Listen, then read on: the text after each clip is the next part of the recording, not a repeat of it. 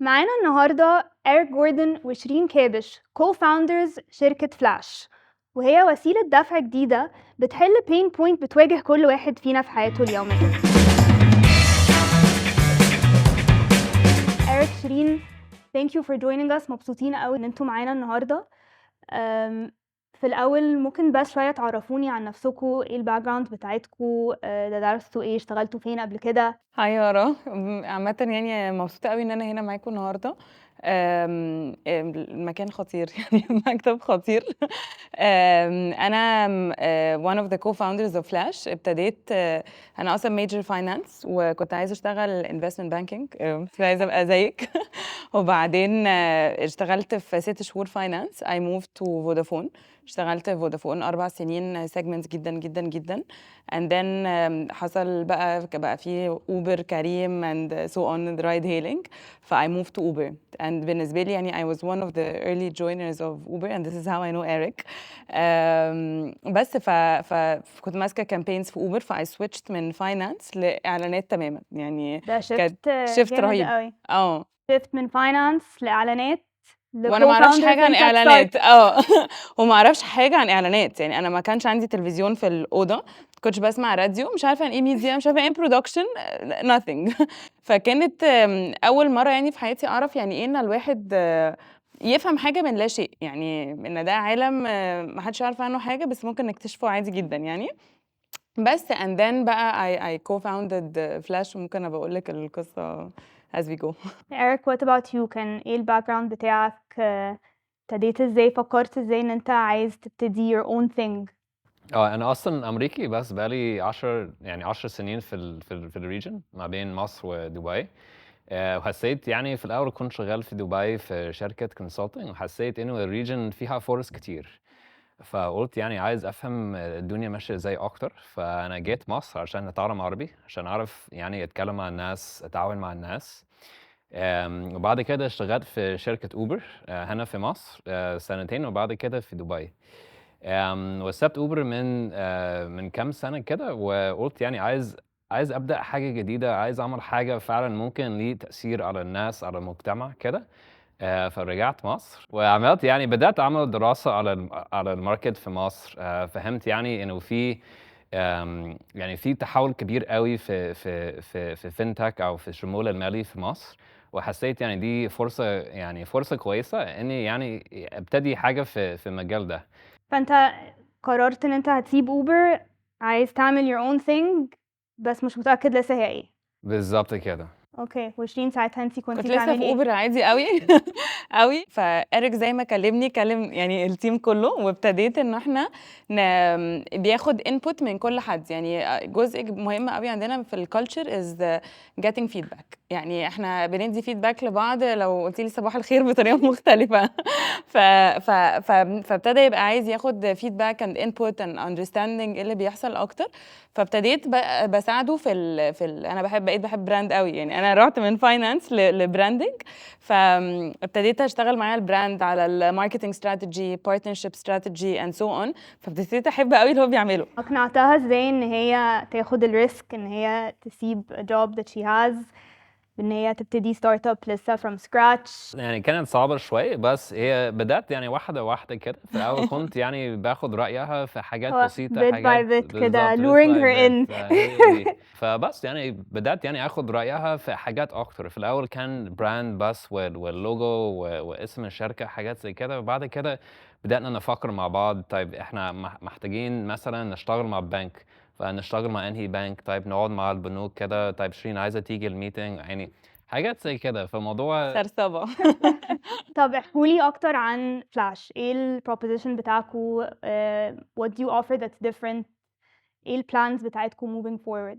اولا انا وإيريك very complimentary لبعض. يعني انا دي من اهم الحاجات اللي انا بحبها قوي في شغلي معاه. إحنا بنحاول إن إحنا نحل مشكلة الpayments. يعني أنا مثلًا لمّا باسافر أو كده، أنا ما باسافرش بمحفظة، يعني باحس إن أنا لو رُحت حتة ممكن أتسرق، بس فبابقى مركّزة أوي مع موبايلي، ما بامشيش بمحفظة خالص. فابتديت نفكّر طب هو ليه في مشكلة مدفوعات في مصر؟ ليه ما أقدرش أدفع بموبايلي؟ ليه لمّا بييجي لي الorder في الdelivery ليه المندوب بيقول لي أنتِ متاحة من 09:00 ل09:00 لأ مش متاحة. فابتدينا نفكّر أنا وإيريك وكذا حد من الteam في ليه المشاكل دي أساسًا موجودة، يعني ليه ما فيش option إن أنا أدفع على الباب، ليه ما فيش POSs كفاية، ليه ما أقدرش أدفع بموبايلي، ليه ما أكونش remote وحد يبعت لي حاجة وأقدر أدفع. أو ييجي لِك الdelivery ويقول لِك لأ أنتِ ما قُلتيش إنِّك هتدفعي POS لازم بالضبط. أرجع الفرع أجيبها. بالضبط. فهي كلّها أو مثلًا أنا عايزة أعمل order online بس أنا عايزة أستلم حاجتي الأول، يعني أنا عندي شوية كده trust issues خفيفة. فهي عايزة أستلم الorder بتاعي الأول و باخش أقيسه، يعني أنا باخش أقيس الهدوم أتأكد إنها مثلًا أنا طالبة medium جالي medium مش X small فأتأكد إنه مقاسي وبعدين أدفع بعد الpayment. بس مصر اكتشفنا إنه it's 80% cash on delivery. إمم. وإحنا لمّا كنا في Uber كان في مشكلة cash collection، لإن Uber برضه عنده option cash والّا فيزا، يعني نفس السؤال. فابتدينا نقول إن إحنا عايزين نركّز في مشكلة الكاش، وإزاي نقدر نmove الmarket إنه يروح towards cashless. إمم. فابتدى بقى إيريك and this is where this whole thing started، ابتدى يبُص على بلاد مختلفة زي الهند، زي يعني كذا، هو ممكن يحكي على الjourney بتاعته في الresearch أكتر. ابتدى يشوف إزاي البلاد دي اتغيّرت من إن هي كانت مُعتمدة اعتماد تام على الكاش، وإزاي الناس دلوقتي ما بقتش بتمشي بكاش. فالموضوع كان ده كان you can صح. add يعني برضه. ده صح، يعني أكيد يعني في بلاد معظم الpayments النهارده بتتم عن طريق الموبايل. يعني بدأنا في مصر ندرس إزاي ممكن يعني نبدأ في حاجة زي كده إزاي، ولقينا يعني في use case أو في مثلًا الدفع عند تسليم أو الcash on delivery. يعني I think فعلًا زي ما شيرين كنتِ بتقولي a lot of people بيبقوا عايزين يدفعوا cash on delivery عشان هُم فعلًا عايزين يشوفوا الحاجة الأول، بالضبط، إنه لسه بالضبط، ما فيش trust أوي إن الحاجة بالضبط. هتوصل زي ما أنا طلبتها، فأنا هاقول cash on delivery عشان generally ما بيكونش في option POS on delivery يعني POS payment on delivery. بالضبط. ولو دفعت online كمان بيبقى فيها مشكلة، إن ساعات في شركات بتقول لِك طب خلاص الorder مثلًا ما وصلش، طب أنا هاحط لِك credit على الapp. طب أنا مش عايزة credit على الapp، أنا عايزة فلوسي. فهي الpain point جات من هنا إن الواحد عايز يستلم بس وبعد كده يدفع، بس الdevices غالية جدًا. هي this is the main pain point that you آه. found إن مشكلة بالضبط. الdevices. فأنا بابدِّل الPOS أو أي device كل بQR شوية code. عن flash. هي QR code بسيط أوي. الQR code ده ممكن بيبقى على receipt، ممكن بتبقى زي الID كده مع المندوب، مش محتاج يعني مش محتاج أي الeducation level حتى بتاعه مع جميع الفئات اللي في الشعب مش صعبة، لإن هي ورقة لو ضاعت هاطبع غيرها، يعني ده موجود عندنا الحمد لله متاح يعني. فأنتم أكبر use case ليكم هي الdelivery. أول حاجة ابتدينا بيها. أوكي. شغالين برضه مع مطاعم وهالاقي برضه الQR codes في محلات وكده، الاتنين شغالين في نفس الوقت، بس ممكن هنلاقي الconversion أعلى في حتة يعني في الuse case cash on delivery. عشان الpain point يمكن أكبر في الuse case بالضبط. ده. أوكي، مش عايزين نحرق كل الحكايات، عندنا games مجهزينها هنسألكم فيها أسئلة وهنعرف فيها شوية معلومات أكتر عليكم. فيلا بينا نبدأ بأول واحدة. يالّا. ready؟ يلا بينا. يلا بينا. أوكي، this or that. هاسألكم ما بين حاجتين تقولوا لي أنتم إيه الpreference بتاعكم.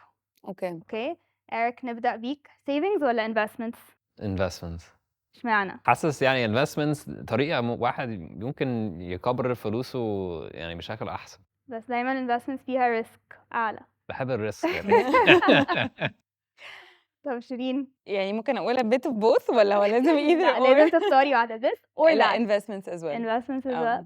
أوكي. لإن investments بالنسبة لي أنواع، يعني في safer investments وفي اللي بتأدي لsavings وفي investments اللي فيها risk عالي أوي يعني أحب mix يعني. طيب one big partner والّا many small partners؟ good question. في الحياة الشخصية والّا لأ، في الشغل. في الشغل؟ ده فعلا سؤال كويس يعني. اكيد يعني بالنسبه للفلاش نحب نشتغل مع ناس، يعني ناس كتير قوي، فانا حاسس يعني محتاجين partnerships كتير. بس بتحبوا تبتدوا إن أنتوا يبقوا عندكم partners كتير صغيرة والّا تبتدوا بشوية anchor partners 1 أو 2 الأول؟ إيه الstrategy اللي أنتوا شايفين إن هي it's more effective؟ يعني what we did is إن الأول ابتدينا بpartnerships صغيرة كتير علشان برضه أي product جديد بيبقى فيه مرحلة MVP، فبنبتدي نجرب مع كذا حد صغير عشان نحط إيدينا على الuse case المضبوطة and then بنروح ل1 or 2 big partners. I would say both يعني أنا برضه برضه. أحب أمسك العصاية برضه من يعني النص. صح، بس في anchor partners كمان. مثلا اشتغلنا مع بنك، فده كان قرار كبير، لازم يعني نلاقي بنك يعني احنا مرتاحين ان احنا نشتغل معاه. شركات زي فاليو ده ممكن نعتبرها anchor partnership. أنهي أهم الproduct والّا الbranding؟ حاسة إن أنا سألت سؤال وراه شوية debate. قصص. لا هي اكيد الاثنين مهمين جدا، بس يعني انا حاسس الاساس يعني البرودكت، وبعد كده ممكن يجي البراندنج ولا حاجات تانية. أنا طبعًا العكس تمامًا. لإن بالنسبة لي الbrand it leaves an emotional impact على الشخص، بس brand بلا product does not is very weak. فمش بنبيع الهوا ومش بنخلّي الناس تحب حاجة مش قوية. فبالنسبة لي brand حاجة horizontal وتحتيها products. لازم products يكون قوي، بس product جزء من الbrand. الbrand مش جزء من product يعني Okay, makes sense. فاهمة قصدي؟ برضه هو برضه كده ما فيش شوية this بس or هو that. يعني لأ برضه أنا لقيتِ رد اللي هو يجيب الاتنين. ما هو الاتنين متكاملين. cash والّا credit؟ يعني فلاش. فلاش ايوه. I like that. فلاش not cash. دي الوحيدة اللي هعديها لك إن كانت مش this or that. ايوه واضح إن في بينكم friendly competition عالي. فتيجوا نشوف ده في the next part of our episode. يلا يلا بينا. Let's go. يلا. دي السبارك او، هي زي اكس او بس with the value twist. usually انا بلعب ضد الجاست، بس since I'm lucky enough ان النهارده انتوا الاتنين موجودين وعايزه اشوف الكومبيتيشن دي هتروح فين، ف you guys are going to play against each other. ف every time you put O او spark جوه البوكس تاخدوا السؤال اللي في البوكس اللي انتوا حطيتوه وتسألوا نفسكم السؤال. اوكي جاهزين؟ حاسه جاهز. إيريك شكله nervous شويه. لا إيريك بيخطط هيكسبني ازاي خطوات لا قدام. انا عارف شيرين عايزه تضربني بدي. خالص كده، بس كده. Okay, let's get started. Spark, you go ahead. اوكي. ابتدي. طيب يعني أنا فكري بحب كويس ابتدي عشان تفكري قوي كده يعني. ماشي لا واخداها على نفسي قوي. Okay, take the ابتدي بقى. card. Okay. Thank you. What is the long-term vision for Flash Egypt? How does it plan to stay competitive in the evolving payments landscape? طيب احنا ابتدينا competition سؤال عن competition. great question. عامة الفيجن بتاعتنا ان انا نفسي امشي في الشارع الاقي حد بيقول تدفع كاش ولا فلاش، يعني ده الهدف اللونج تيرم ان شاء الله بتاعنا، لما يكونش لونج تيرم قوي. Medium term. ميديوم تيرم ان شاء الله. بنحاول ان احنا يعني depends على الواحد بيبص على الكومبيتيشن ازاي. يعني احنا بنبص على الكومبيتيشن ان our biggest competitor is cash، فنحب الناس تبتدي تدفع بطريقه that's digital. واحنا we believe so much in partnerships. عندنا you can pay with all types of cards. تقدري تدفعي بأي محفظة إلكترونية، تقدري تدفعي value very soon. you can يعني احنا بنحاول ان احنا وكومبيتيشن كلنا نريز الماركت towards ان تقدر تدفع بموبايلك وطرق ديجيتال. Okay, Eric. next. دورك. ماشي. How are you planning to expand your customer base? Who are you targeting mainly? هو عايز يجاوب قبل متحمس على الإجابة. دي أسئلة جامدة قوي. دلوقتي يعني الاستراتيجي بتاعنا ان احنا نشتغل مع شركات او تجار، يعني نديهم QR codes. فلو انت مثلا كاستمر او عميل هتلاقي مثلا الشركه دي شغاله بفلاش، بلاقي الفلاش QR code. فدي طريقه ان احنا نجيب يوزرز بيها. فواحد بيشوف مثلا QR code بينزل الابلكيشن عشان يدفع. who are we targeting mainly؟ يعني صراحة يعني بنتارجت أي شخص عنده موبايل وعنده إنترنت على موبايل. هلاقي النهاردة في ناس بيدفعوا بكروت ميزة، في ناس بيدفعوا بكريدت كاردز، في ناس بيدفعوا بمحافظ إلكترونية، وإن شاء الله قريب برضو فاليو. فعايزين يعني أي شخص يقدر يدفع أو يمشي بموبايله. مفيش حل تاني.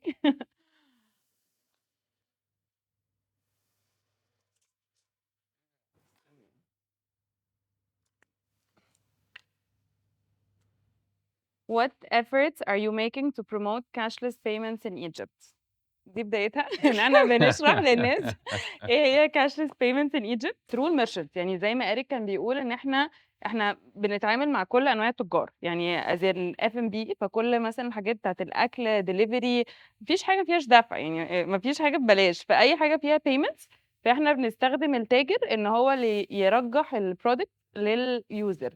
هما فاحنا يبقوا الامباسادورز بتوعكم. بالظبط. فاحنا يعني بنستخدم التجار اي نوع، يعني بقى شركات للشحن كمان بنشتغل مثلا معاهم، فممكن يبقى indirect ما تبقوش شايفينها قوي للميرشنت. اي نوع تاجر بيستقبل فلوسه بطريقه فيها كاش يقلب فلاش. ماشي. لا انا مزنوق كده.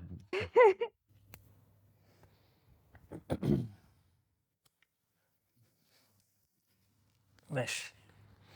You recently raised 6 million in seed funding. What are your plans؟ يعني عايزين نكبر التجار اللي احنا شغالين معاهم، فدلوقتي مركزين في كده. برضو بنشوف الناس اللي بيستخدموا الابلكيشن ممكن يلاقوا في شوية خصومات، في حاجات كاش باك وكده. بس اكتر حاجة فعلا يعني بنستثمر فيها هي التيم والتكنولوجي بتاعنا. يعني بنستثمر في البرودكت نفسه، في الابلكيشن، في التكنولوجي اللي ورا الابلكيشن، وطبعا والناس اللي شغالين في الشركه. فدي اكتر حاجه دلوقتي. انا بحب اشجع روح الفريق بس للاسف.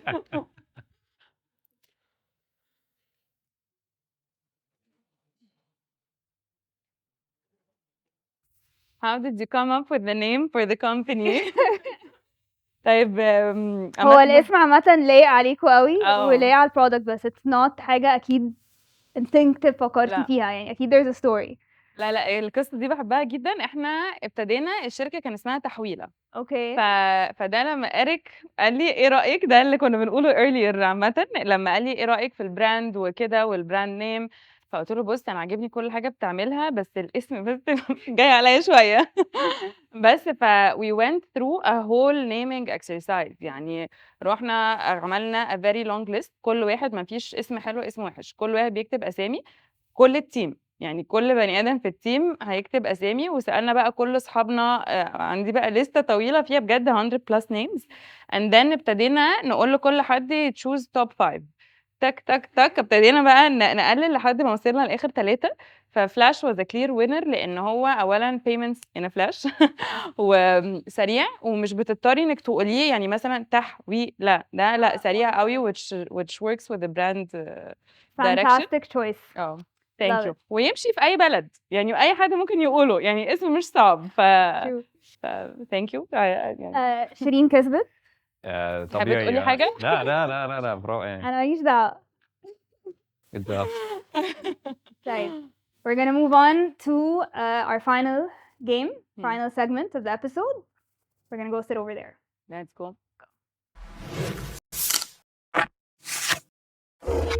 آخر جيم هنلعبه قبل ما نراب اب، حصل ولا ما حصلش.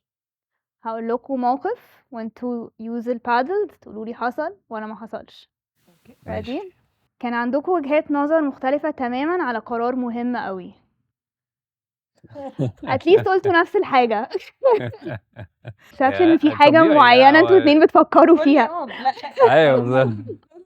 مش حاجة حصل مرة واحدة بس، دي حاجة بتحصل. بتحصل يعني.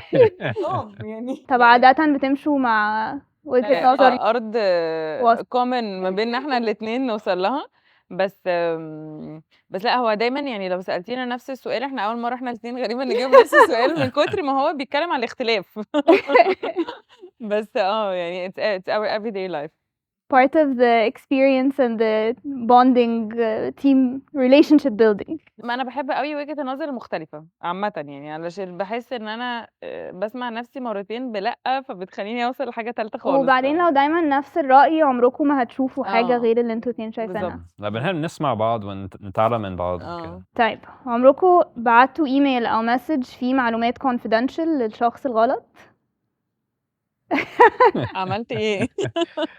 لا فلاش؟ مش فاكر مش عملت قوي يعني، ايه؟ بس برضو جوجل فيه فيتشر كده ممكن تدوس unsend، فمرة يعني لحقت عمل unsend، بس برضو مرة في فلاش كان قصدي ابعت ايميل لنفسي بس بعته لشيرين.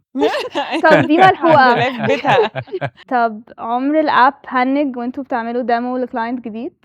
ما حصلش لسه، بس احنا أكيد كنا في برنامج هيحصل. الفرصة وعملنا لايف ديمو لامازون. فانا ما كنتش عارفه ان اغلب الحاجات دي اون تي في بيبقى الحاجات دي متسجله، محدش نبهني. فانا قلبي كان بيدق وانا بوصل للكيو ار كود ان انا اسكانت. وحظي يعني كان وحش قوي ساعتها، يعني قبل ما نعمل لايف ديمو، لانه الاب فجاه it signed me out. انا مش عارفه ليه، وبقيت مش عارفه وانا واقفه على البوديوم. بس ما كانش لسه دوري جه، انا مش عارفه ايه اللي حصل، بس هي دي حاجات محدش بيسأل بتحصل ليه. غريب في الموضوع، كل يعني اي برنامج هيساين شيرين اوت على طول، يعني جوجل اي حاجه سلاك على طول. انا الشخص اللي في signed out. الشركه في حاجه فيها غلط.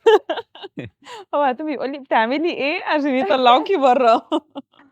عمر حد افتكركوا بتبيعوا فلاش المجلة؟ يعني لحد النهارده لسه، لان طبعا اهالينا هم اللي عارفين مجله أيوة. فلاش، بس دلوقتي قديمة شوية. الجين دي في كل مكان، فمش هبقى عارف ده ايه اصلا. طيب we had our fun and games، بس كنت برضو حابة أسألكوا عن أي challenges واجهتكوا. obviously إن انتوا عندكوا great chemistry و you enjoy working together a lot، بس أكيد برضو واجهتكوا شوية تحديات الفترة اللي فاتت، تحكوا لنا عنها شوية. اكيد. ده عايز تبتدي؟ لا ممكن تبتدي. ده اول تحدي. مشكله. لا يعني انا لما سبت اوبر وجيت نبتدي فلاش، انا كنت جايه نعمل حاجه تانية. يعني فلاش كانت لسه payments، بس كان البرودكت اللي احنا هنعمله مختلف تماما. بس طبعا وقفنا بقى في يعني حاجات مختلفه، فبقينا انا وإيريك وكذا حد من التيم يعني طب هنعمل ايه دلوقتي؟ استقلت بلا رجعه. بس challenges يعني كل يوم بجد في challenge. يعني انا بقيت حاسه ان انا بقى عندي تبلد، يعني لانه يعني اصل هي بقت حاجه عاديه. يعني هو ستارت اب معناه انك بتحلي مشكله، يعني اصلا مبدأ ستارت اب هي ده. فهو كل يوم في مشكله، وخديها بس ايه نفس حلوه كده وعادي، يعني كله بيعدي يعني.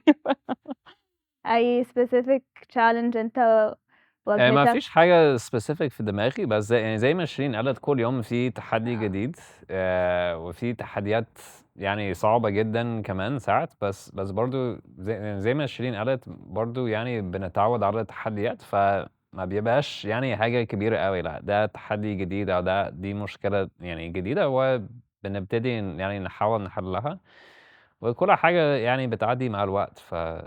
يعني كل حاجه ليها حل. كل حاجة ليها حل. واحنا الاتنين باردين شويه كمان، فما بقى عنديش انهيارات. أوكي. يعني بقعد اقول ايه طب يعني حاجه بحبها قوي في إيريك، انه دايما بيفكر في الحل قبل المشكله. يعني دي مشكله نبتدي بقى نفكر في اوبشنز، ولما نفكر في الاوبشنز نقعد بقى هو مع بعض اللي هو ايه اللي حصل ده. يعني بن بانيك بعد ما بعد ما القصه تبقى خلصت، اللي هو ايه ده. بس هو ده فكرة عادي. ان انتوا you were willing to pivot the product entirely وعندكوا ال agility دي، هي دي بحس الحاجات اللي بتخلي ستارت ابس تكمل. انه مفيش حد بيبتدي في حتة وبعد سنة بيلاقي ان هو في نفس المكان يعني. لا. فان انتوا يبقوا عندكوا ال willingness ان انتوا لا، يمكن اللي احنا كنا بنعمله ده مش هو ده اللي هينفع، يلا نفكر في حاجة جديدة نعملها. صح. لان احنا بنتعامل كمان مع تجار كتير قوي، بنبتدي عايزين نحل مشكلة واحدة، وبعد كده the more you talk to them هتلاقي ان في مشاكل تانية ممكن تتحل. فنبتدي ده actually الاكسرسايز يعني اللي احنا بنعمله دلوقتي. أنا على طول مش بفكر بس في السولوشن انا بديه النهارده، ببتدي افكر طب انا من النهارده لحد within ال5 سنين اللي جايين قدام الميرشن ده ممكن يبقى عنده مشاكل تانية انا مش بحلها النهارده، فانا عايشه للمشاكل in a positive way. لو سمحتش positive انا way. مش نكد. طب that brings me to my next question. انتوا ايه البلان، ايه الفيجن بتاعتكوا؟ نفسكوا كمان سنة او 3 سنين تصحوا تلاقوا فلاش وصلت لايه؟ what's your end goal؟ احب اروح للفكهاني الاقي ان انا ادفع بفلاش. يعني ايوه في محافظه غير القاهره، يعني I would Okay. like to be ده within ال3 سنين الجايين يعني، بس حتى بعد كده نتمنى يعني يبقى بلاد تانية كمان يعني ان شاء الله. يعني بالنسبة لي أهم حاجة الإمباكت أو التأثير، فبس يعني كل يوم يعني عايزين نشوف تأثير أكبر في المجتمع وكده، طبعا تأثير إيجابي. ناس يعني مستخدمين وبرضو شركات، فإن شاء الله يعني هنعرف نعمل كده. انا مبسوطة قوي ان انتوا جيتوا النهاردة. حقيقي كانت حلقة very very fun، ومبسوطة ان انا عرفت اكتر عنكوا واللي انتوا بتعملوه. وانتوا عندكوا any مثلا last words عايزين تقولوها لأي حد بيبتدي شركة جديدة؟ any advice؟ يعني never give up يعني أكيد Stay positive. stay positive and never give up. ولا يارا thank you for having us. يعني صراحة wearing two hats is يعني حاجة مش جديدة عليكي. يعني Story of my life. يعني لا بس investments and emceeing and hosting بصراحة thank you. thank you. Pleasure. Thank you.